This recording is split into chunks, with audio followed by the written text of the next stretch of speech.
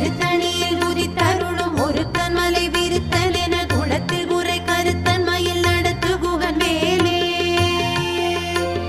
சுரர்க்கும் முனிவரர்க்கும் மகபதிக்கும் விதி தனக்கும் ஹரி தனக்கும் நரர் தமக்கும் உறும் இடுக்கண் வினை சாடும்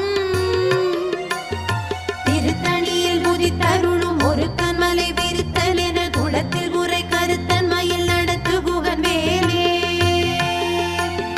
சலத்து வரும் அரக்கர் உடல் கொழுத்து வளர் பெருத்த